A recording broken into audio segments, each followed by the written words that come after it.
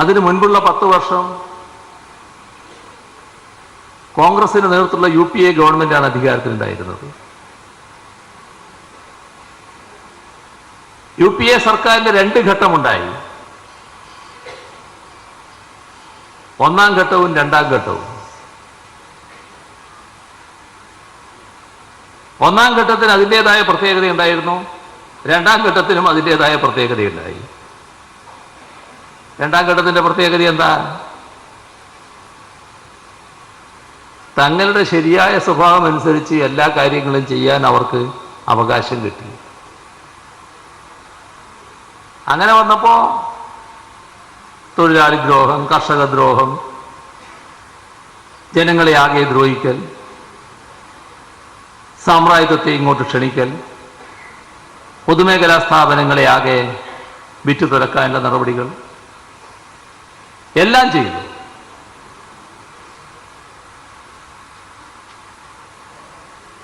എന്താണ് നമ്മുടെ രാജ്യത്ത് സംഭവിച്ചത്? എന്താണോ കോൺഗ്രസിന്റെ നേതൃത്വത്തിലുള്ള UPA ഗവൺമെന്റ് സാമ്പത്തിക രംഗത്ത് ചെയ്തത്, അതിന്റെ തുടർച്ച നരേന്ദ്രമോദിയുടെ നേതൃത്വത്തിലുള്ള BJP ഗവൺമെന്റ് നടപ്പാക്കുകയായിരുന്നു. അതിനെതിരെ പറഞ്ഞുകൊണ്ടായിരുന്നു BJPയും NDAയും വോട്ട് വാങ്ങിയത് ജനങ്ങളിൽ നിന്ന്. പലതും പറഞ്ഞു.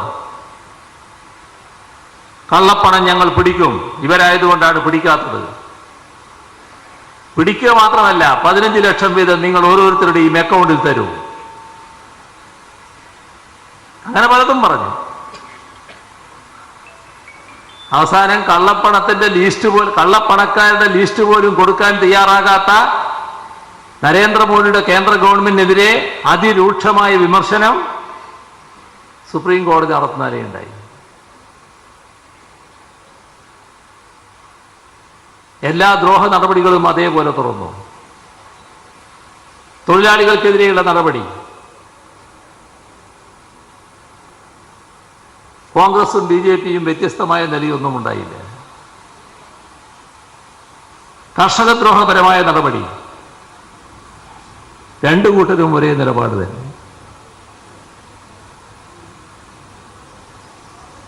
നമ്മുടെ രാജ്യത്തെ മതനിരപേക്ഷത സംരക്ഷിക്കുന്നതിലാണല്ലോ സാധാരണ നിലയിൽ RSS നേതൃത്വം കൊടുക്കുന്ന BJPയും കോൺഗ്രസും തമ്മിൽ വ്യത്യാസമുണ്ടാകേണ്ടത്. ഇവിടെ വർഗീയതയ്ക്കുള്ള ഏറ്റവും വലിയ ആയുധമായിട്ട് ഉപയോഗിച്ച ചില കാര്യങ്ങളുണ്ട്. RSSും സംഘപരിവാറും ഉപയോഗിച്ച കാര്യങ്ങൾ. അതിലൊന്ന് പശുവാണ്. പശുവിൻ്റെ പേരിൽ ആളെ കൊല്ലുന്ന നില സ്വീകരിച്ചുകൊണ്ടിരിക്കുമ്പോൾ രാജ്യമാകെ വലിയ തോതിലുള്ള ആക്രമണം സംഘപരിവാർ അഴിച്ചുവിടുമ്പോൾ ഗോമാതാവിൻ്റെ പ്രത്യേകത പറഞ്ഞുകൊണ്ട് രംഗത്ത് വന്നത് ഈ ഘട്ടത്തിൽ കോൺഗ്രസ് നേതാക്കന്മാരായിരുന്നുവെന്ന് നമ്മൾ മറക്കരുത്. അത് ചില്ലറക്കാരല്ല, ദിഗ്വിജയ് സിംഗിനെ പോലുള്ളവര് പരസ്യമായി പറഞ്ഞു, ഗോഹത്യ നിരോധിച്ചതിൻ്റെ ക്രെഡിറ്റ് തങ്ങൾക്ക് അവകാശപ്പെട്ടതാണ്, ഞങ്ങളാണത് ചെയ്തത് എന്ന് സംസ്ഥാനങ്ങൾ എണ്ണി പറയുന്ന കാഴ്ച നമ്മൾ കണ്ടു.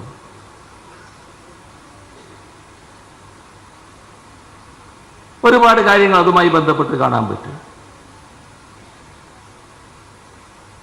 നമ്മുടെ രാജ്യത്തിൻ്റെ മതനിരപേക്ഷതയുടെ പ്രതീകമായിരുന്നു ബാബരി മസ്ജിദ്. അത് തകർത്തു. രാമക്ഷേത്ര നിർമ്മാണവുമായി ബന്ധപ്പെട്ട് ഒരു പ്രത്യേക വികാരം ഇളക്കിവിട്ട് വലിയ തോതിൽ വർഗീയത വളർത്തിയെടുക്കാൻ RSSും സംഘപരിവാറും ശ്രമിക്കുന്നു. ഇപ്പോ ഈ തെരഞ്ഞെടുപ്പിന് തൊട്ടു മുൻപ് അപ്പോഴതാ കോൺഗ്രസിന്റെ അഖിലേന്ത്യാ വക്താക്കൾ ഒന്നല്ല ഒന്നിലധികം പേർ പരസ്യമായി രംഗത്ത് വരുന്നു. രാമക്ഷേത്രം ഞങ്ങൾക്ക് മാത്രമേ നിർമ്മിക്കാനാവൂ, ഞങ്ങൾ അധികാരത്തിൽ വരും, ഞങ്ങൾ നിർമ്മിക്കും. എവിടെയാ വ്യത്യാസം? എന്തിനെയാണത് പ്രോത്സാഹിപ്പിക്കുന്നത്? അത് വർഗീയതയെ ദുർബലപ്പെടുത്തുന്ന സമീപനമാണോ? മതനിരപേക്ഷതയെ സംരക്ഷിക്കുന്ന സമീപനമാണോ? ഇതും നാം കണക്കിലെടുക്കേണ്ട ഒരു കാര്യമാണ്.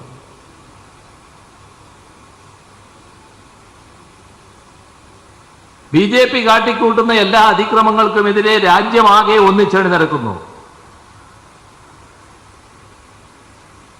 ഓരോ ഘട്ടത്തിലും കോൺഗ്രസിൽ നിന്ന് കുറെ പേര് BJPയിലേക്ക് ചേക്കേറുകയാണ്. വലിയ പട്ടിക നമ്മളെല്ലാം മനസ്സിൽ വരുന്നുണ്ടാവും. ഞാനിപ്പോൾ അതിലേക്കൊന്നും കടന്നു പോകുന്നില്ല. പ്രധാനികൾ, സംസ്ഥാന മുഖ്യമന്ത്രിമാരായിരുന്നവർ, സംസ്ഥാനത്ത് കോൺഗ്രസിന്റെ പ്രസിഡന്റായിരുന്നവർ, കേന്ദ്രത്തിലെ പ്രധാനികൾ, സംസ്ഥാനത്തെ പ്രധാനികൾ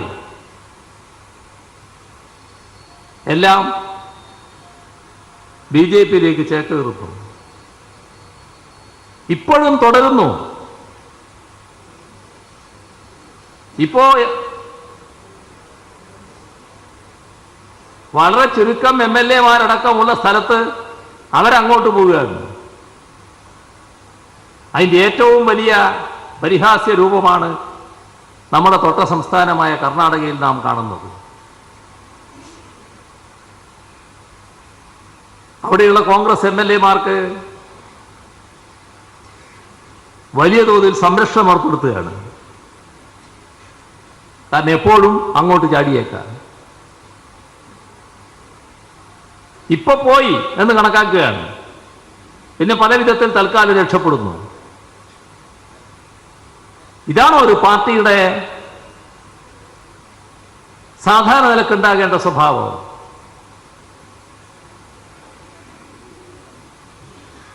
ഇവിടെ സ്വാഭാവികമായും ഒരു ചോദ്യം വരും.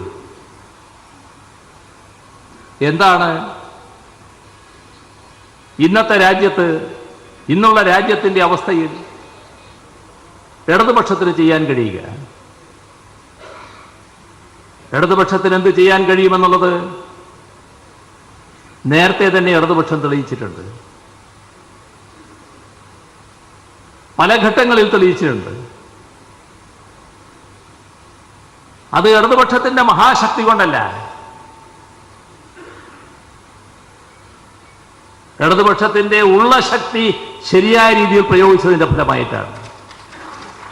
അത് നമ്മൾ മറക്കരുത്. അതുകൊണ്ട് കോൺഗ്രസിനും ഗുണം കിട്ടി. ഒന്നാം UPA കഴിഞ്ഞ് രണ്ടാം UPAയിലേക്ക് പോകാൻ കഴിഞ്ഞത് ഒന്നാം UPAയുടെ ഭാഗമായിട്ട് ഇടതുപക്ഷം നിന്നതുകൊണ്ടായിരുന്നു എന്നുള്ളതും ഓർക്കണം. ജനവിരുദ്ധമായ നടപടികൾ സാധാരണ സ്വീകരിക്കാൻ പോകുമ്പോൾ അത് തടയാൻ ഇടതുപക്ഷത്തിന് കഴിഞ്ഞു.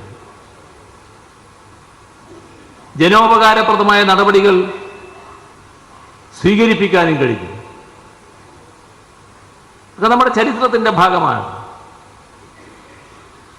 ഇപ്പൊ നമ്മുടെ തൊഴിലുറപ്പ് പദ്ധതി ഇടതുപക്ഷ സമ്മർദ്ദത്തിന്റെ ഫലമായി രൂപം കൊണ്ടതാണത്. വനാവകാശ നിയമം ഇടതുപക്ഷ സമ്മർദ്ദത്തിന്റെ ഫലമായി രൂപം കൊണ്ടതാണ്. നമ്മുടെ പാർലമെന്റിന്റെ എല്ലാ ഘട്ടത്തിലുമുള്ള നടപടികൾ എടുത്തു നോക്കി ജനപക്ഷത്ത് നിന്നുകൊണ്ട് വിട്ടുവീഴ്ചയില്ലാതെ അടരാടിയിട്ടുള്ളത് ഇടതുപക്ഷ അംഗങ്ങളാണ്. അവരുടെ ഇടപെടലിന് പലപ്പോഴും ഫലമുണ്ടായിട്ടുണ്ട്. ഈ സഭയിലും ഇപ്പൊ അവസാനിക്കുന്ന ഈ സഭയിലും സഖാവ് സമ്പത്തിനെ പോലുള്ള ഇടതുപക്ഷ അംഗങ്ങൾ വീറുറ്റ പോരാട്ടമാണ് നടത്തിയിരുന്നത്. ഈ സാന്നിധ്യത്തെ അവർ ഭയപ്പെടുന്നു. ഇടതുപക്ഷത്തെ അവർ ഭയപ്പെടുന്നു. മറ്റൊന്ന്,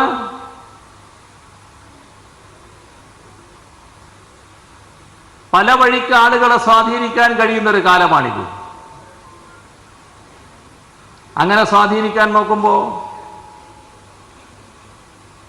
ഇവിടെ കർണാടകയിൽ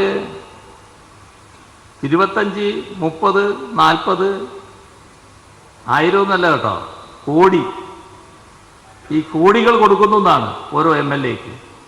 അങ്ങനെയാണ് സ്വാധീനിക്കുന്നത്. ഇവിടെ ഒരാളെ മൂടത്തക്ക രീതിയിലുള്ള കോടികൾ കൊണ്ടുവന്നാലും ഇടതുപക്ഷത്തുള്ള ഒരു കുഞ്ഞിനെയും അങ്ങനെ തട്ടിയെടുക്കാനാവില്ല എന്നത് എല്ലാവർക്കും അറിയാം. അതാണ് ഇടതുപക്ഷത്തിന്റെ കരുത്ത്. വിട്ടുവീഴ്ചയില്ലാത്ത സമീപനം, വർഗീയതയോട് വിട്ടുവീഴ്ചയില്ല, മതനിരപേക്ഷത സംരക്ഷിക്കണമെന്ന കാര്യത്തിൽ വിട്ടുവീഴ്ചയില്ല, തൊഴിലാളി വർഗ പക്ഷപാതിത്വത്തിൽ വിട്ടുവീഴ്ചയില്ല, കർഷകരുടെയും അധ്വാനിക്കുന്നവരുടെയും താല്പര്യം സംരക്ഷിക്കുക എന്നതിൽ വിട്ടുവീഴ്ചയില്ല. അതുതന്നെയാണ് ഇടതുപക്ഷത്തെ കൂടുതൽ പ്രസക്തമാക്കുന്നത്. നമ്മുടെ സംസ്ഥാനം ചില ഘട്ടങ്ങളിൽ കൃത്യമായി നിലപാടുകൾ എടുത്തിട്ടുണ്ട്. നേരത്തെ 6 വർഷക്കാലത്തെ BJP ഭരണത്തിന് ശേഷം വീണ്ടും 5 വർഷക്കാലം BJP വന്നാലുള്ള അപകടം നിലനിന്ന ഘട്ടത്തിൽ നമ്മുടെ സംസ്ഥാനം കൃത്യമായ നിലപാടെടുത്തു. നാം ആരും അത് മറന്നിട്ടില്ല. ഈ തെരഞ്ഞെടുപ്പ് നമ്മുടെ രാജ്യത്തെ സംബന്ധിച്ചിടത്തോളം പ്രധാനമാണ്. കേരളത്തിൽ രാജ്യത്താകെയുള്ള ഭരണ നടപടികളിൽ നിന്ന് വ്യത്യസ്തമായ ഒരു ബദൽ നയം മുന്നോട്ട് വെച്ച് പ്രവർത്തിക്കുന്ന ഗവൺമെന്റാണ് അധികാരത്തിലിരിക്കുന്നത്. അതിൻ്റെതായ പ്രത്യേകതകൾ നമ്മുടെ രാജ്യത്തിനകത്ത് തന്നെ ദൃശ്യമാണ്. ഇത്തരമൊരു ഘട്ടത്തിൽ ഈ പോരാട്ടം നമ്മെ സംബന്ധിച്ചിടത്തോളം ഏറ്റവും പ്രാധാന്യമുള്ള ഒന്നാണ്. ഒരു സ്ഥാനാർത്ഥി എന്ന നിലയ്ക്ക് സഖാവ് സമ്പത്ത് ഏതെങ്കിലും തരത്തിലുള്ള പരിചയപ്പെടുത്തലിന്റെ ആവശ്യകതയില്ലാത്ത ഒരാളാണ്. നമ്മുടെ പാർലമെന്റിന്റെ നിറസാന്നിധ്യമായ MP ആയിരുന്നു അദ്ദേഹം. എല്ലാ പ്രശ്നങ്ങളിലും വ്യക്തതയോടെ കാര്യങ്ങൾ അവതരിപ്പിക്കാൻ കഴിവുള്ള ഒരു പാർലമെന്റേറിയനാണ് എന്ന് ഈ കഴിഞ്ഞ കാലത്തെ പ്രവർത്തനങ്ങളിലൂടെ ഈ മണ്ഡലത്തിലുള്ളവർക്ക് മാത്രമല്ല, പാർലമെന്റ് നടപടികൾ വീക്ഷിക്കുന്ന ഇന്ത്യയിലെ ഏതൊരാൾക്കും ബോധ്യമായിട്ടുണ്ട്. അതുകൊണ്ട് തന്നെ സഖാവ് സമ്പത്തിനെ നല്ല രീതിയിൽ വിജയിപ്പിക്കുക എന്നതാണ് നമ്മുടെ മുന്നിലുള്ള ഏറ്റവും പ്രധാനപ്പെട്ട കടമ. ഒരു കാര്യത്തിൽ നമ്മൾ കുറച്ച് വിഷമത്തിലാണ് എന്ന് എല്ലാവർക്കും അറിയാം. കാരണം എതിരാളികൾ വലിയ തോതിലുള്ള പണം ഒഴുക്കിയാണ് ഈ തെരഞ്ഞെടുപ്പ് നേരിടാൻ പോകുന്നത്. നേരത്തെ പറഞ്ഞല്ലോ ചില കണക്കുകൾ ഞാൻ കർണാടകയിലൊക്കെ ചെലവഴിക്കുന്നത്. അപ്പം അതൊന്നും ആർക്കൊരു പ്രശ്നമല്ല. ഓരോ മണ്ഡലത്തിലും കോടികളാണ് ചെലവിടാൻ പോകുന്നത്. നമുക്കറിയാം നമ്മുടെ സ്ഥിതി എന്താണ്. അപ്പോൾ എല്ലാവരും വോട്ടറുമാവുക, തെരഞ്ഞെടുപ്പ് വിജയത്തിന് വേണ്ടി പ്രവർത്തിക്കുന്നവരുമാവുക, തെരഞ്ഞെടുപ്പ് വിജയത്തിന് വേണ്ടി എന്തെല്ലാം സഹായം നൽകേണ്ടതുണ്ടോ ആ സഹായമെല്ലാം നൽകുന്നവരുമായി മാറുക. ഇതെല്ലാം ഇന്ന് ആവശ്യമാണ്. ഇവിടെ ജില്ലയിലെ 2 സ്ഥാനാർത്ഥികളും എത്തിയിരിക്കുകയാണ്. അടുത്ത നിയോജക മണ്ഡലത്തിലാണത് പറയേണ്ടതെങ്കിലും അദ്ദേഹം ഇവിടെ ഉള്ളതുകൊണ്ട് അതും ഇതിൻ്റെ കൂടെ പറയുകയാണ്. സഖാവ് സി ദിവാകരൻ നമ്മുടെ തിരുവനന്തപുരം ജില്ലയിലെ നിറസാന്നിധ്യമായി ഇതേവരെ പൊതുരംഗത്ത് വിരാജിച്ച സി ദിവാകരനും ഇവിടെ തിരുവനന്തപുരത്ത് മത്സരിക്കുകയാണ്. അപ്പോൾ ഇടതുപക്ഷ ജനാധിപത്യ മുന്നണി സ്ഥാനാർത്ഥികളെ വിജയിപ്പിക്കാനുള്ള ചുമതല നമുക്കെല്ലാവർക്കും കൂടി ഏറ്റെടുക്കാം.